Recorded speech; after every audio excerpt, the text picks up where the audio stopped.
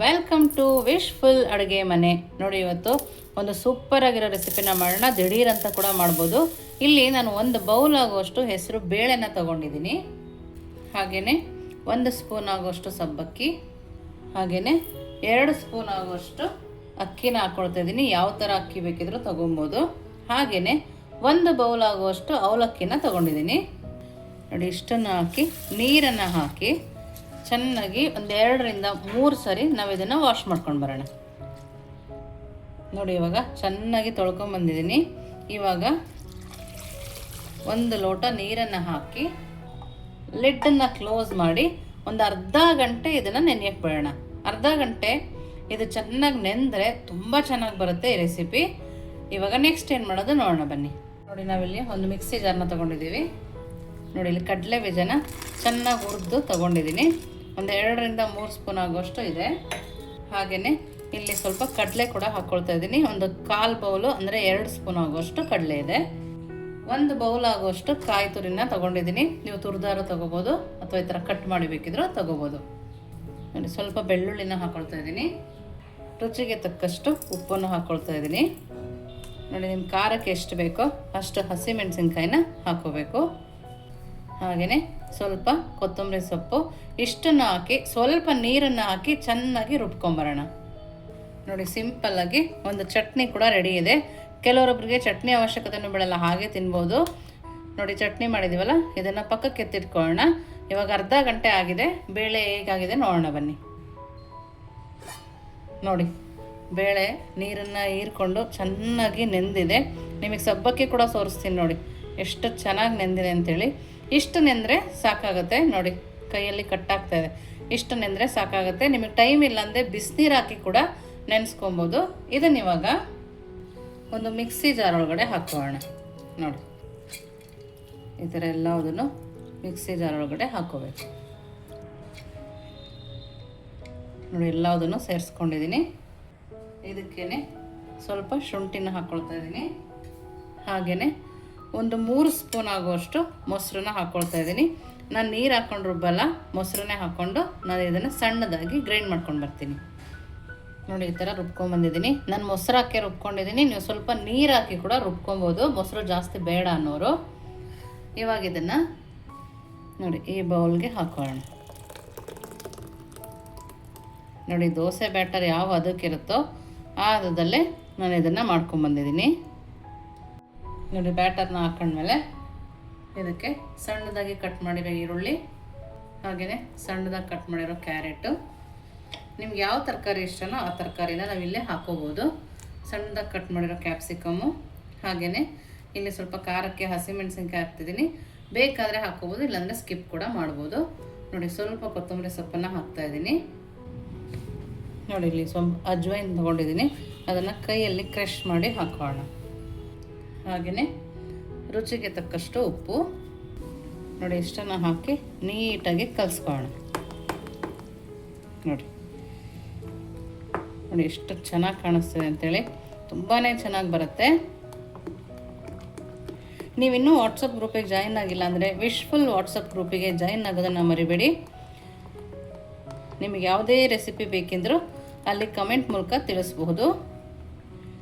ದಿಢೀರ್ ಅಂತ ಮಾಡ್ಕೊಬೋದು.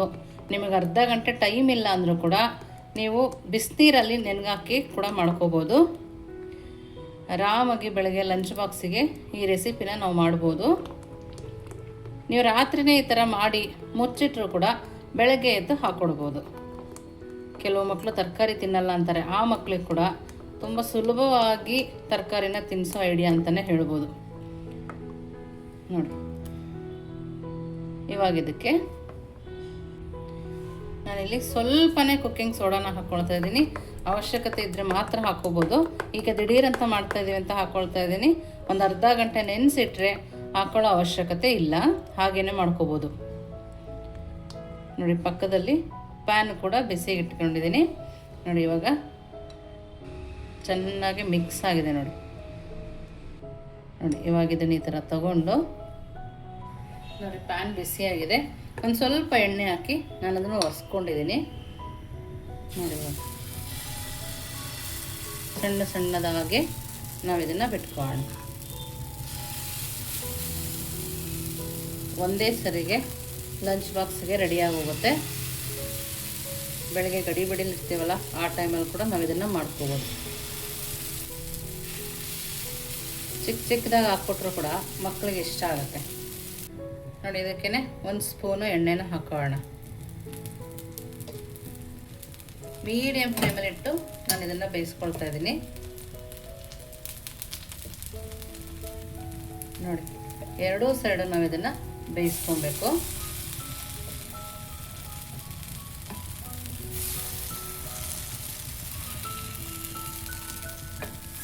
ನೋಡಿ ಈ ಥರ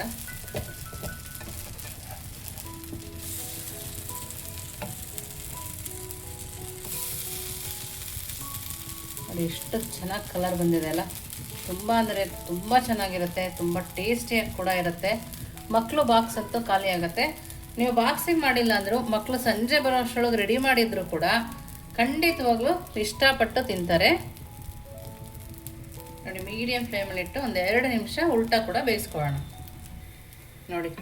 ಎರಡೂ ಸೈಡು ಬೆಂದು ಎಷ್ಟು ಚೆನ್ನಾಗಿ ರೆಡಿ ಇದೆ ಅಲ್ಲ. ತುಂಬ ಅಂದರೆ ತುಂಬಾ ಚೆನ್ನಾಗಿರುತ್ತೆ.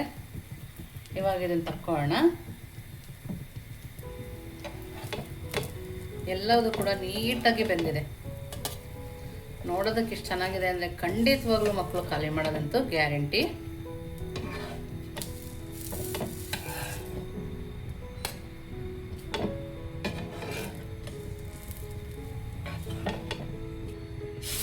ನೋಡಿ ಇನ್ನೊಂದು ಸರಿ ಹಾಕೋದನ್ನ ಕೂಡ ತೋರಿಸ್ತಾ ಇದ್ದೀನಿ.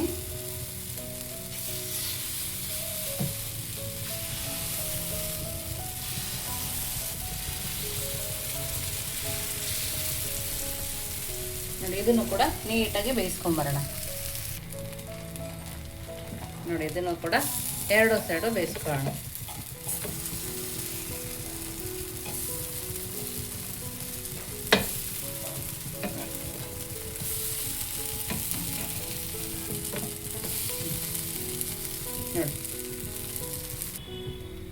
ನೋಡಿ ಇದು ಕೂಡ ರೆಡಿ ಇದೆ. ಯಾವ ಥರ ಸರ್ವ್ ಮಾಡೋದು ನೋಡೋಣ ಬನ್ನಿ.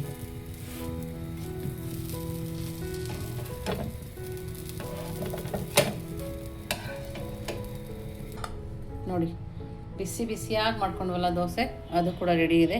ಎಷ್ಟು ಚೆನ್ನಾಗಿ ಕಾಣಿಸ್ತಾ ಇದೆ. ಖಂಡಿತವಾಗ್ಲೂ ಮಕ್ಕಳು ಖಾಲಿ ಮಾಡೋದಂತೂ ಗ್ಯಾರಂಟಿ. ನೋಡಿ ನಾವು ಮಾಡ್ಕೊಂಡ್ವಲ್ಲ ಚಟ್ನಿ, ಅದ್ರ ಜೊತೆ ಸರ್ವ್ ಮಾಡಿದ್ರಂತೂ ಸೂಪರ್ ಆಗಿರುತ್ತೆ. ನೋಡ್ತಾ ಇದ್ದೀರಲ್ಲ ನೋಡಿ, ಒಳಗಡೆ ತರಕಾರಿ ಕೂಡ ಸಣ್ಣದಾಗಿ ಕಟ್ ಮಾಡಿರೋದ್ರಿಂದ ಎಷ್ಟು ಚೆನ್ನಾಗಿ ಕಾಣಿಸ್ತಾ ಇದೆಯಲ್ಲ. ತುಂಬ ಅಂದರೆ ತುಂಬಾ ಚೆನ್ನಾಗಿದೆ ನೋಡಿ. ಚಟ್ನಿ ಜೊತೆಗೆ ಸೂಪರ್ ಕಾಂಬಿನೇಷನ್ ಅಂತಲೇ ಹೇಳ್ಬೋದು.